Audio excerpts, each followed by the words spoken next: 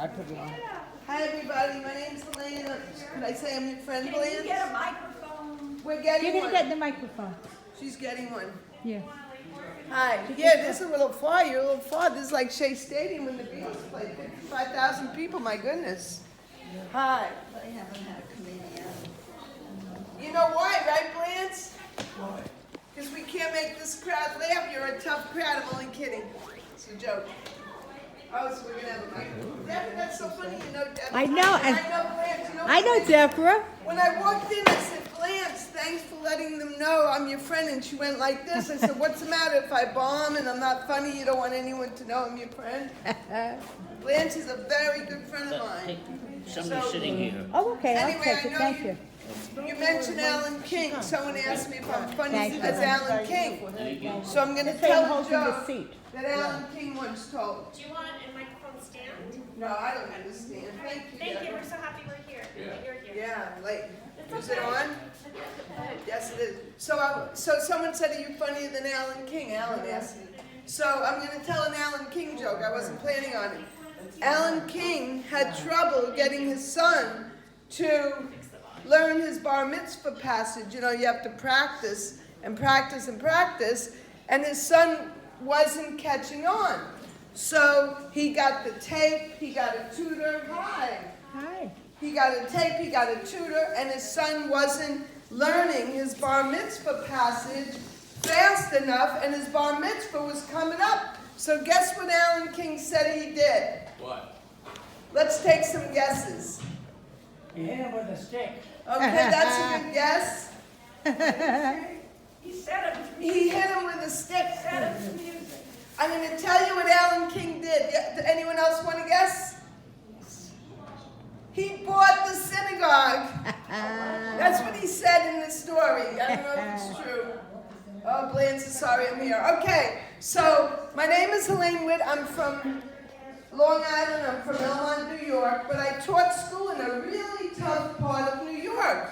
And it was South Jamaica, Queens, near where we live, just over the Linden Boulevard near Merrick Road in Queens. Anybody from Queens here? Right here. Yes, you're from Queens? Right, Springfield Garden. Oh, that's just close to where I was teaching. Great. Did you live on Linden, Springfield Boulevard? Springfield. Well, it's really close to it. You can walk to it. Great. Well, anyway, so I taught school, and the kids in my school were very tough. When I was teaching, it was very hard to get a teaching job where the kids wanted to learn. They had to throw me in where the kids didn't want to learn. They were very tough kids, tough children, but they were elementary school. To show you how tough they were, when you walk in the building, they have the school colors, like when we went to school, green and white, purple and white. The school colors were black and blue and dried blood red. And that was on the teachers. I mean, it was a really tough school. Is that, oh well, I won't react by just turning your head. I told the Alan King joke, and they liked it. It was his, that's why. So anyway, I was telling you how tough the school was where I was teaching. So like when we were young, we used to read these books called the Dick and Jane books. Any of you remember the Dick and Jane books? You do? Sure. And they would say like run, spot, run, see, spot, run. Remember those books? Well, the kids in my school didn't relate to the Dick and Jane environment. So I had to teach them to read like this. Run, spot, run. Dick's got a gun. Spot is a pit bull. Run, teacher, run. And those were the 12th graders. But nowadays, things would be different with all the changes in society. It would be more like, run, Jane, run. Jane is really Dick and Sally is really Jane. I mean, people are swapping. They're calling themselves they, right? I'm glad you like it, ma'am. Thank you. I didn't know how it would work. Woo!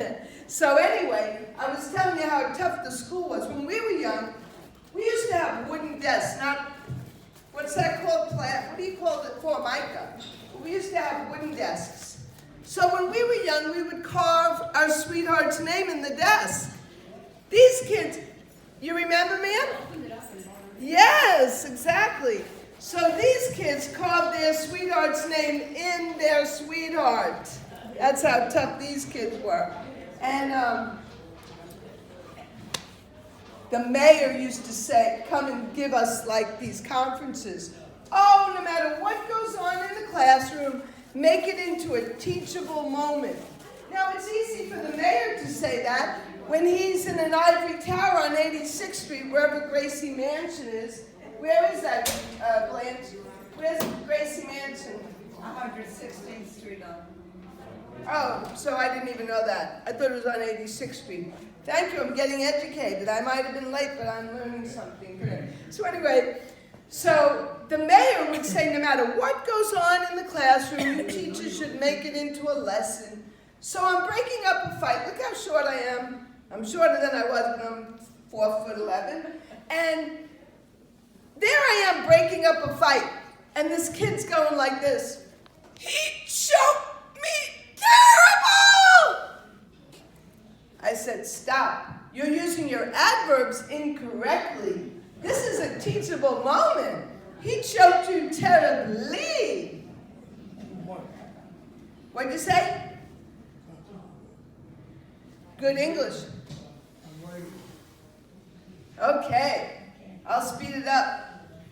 I better put on the laugh track like they used to have for the Dick Van Dyke Show. Anyway, so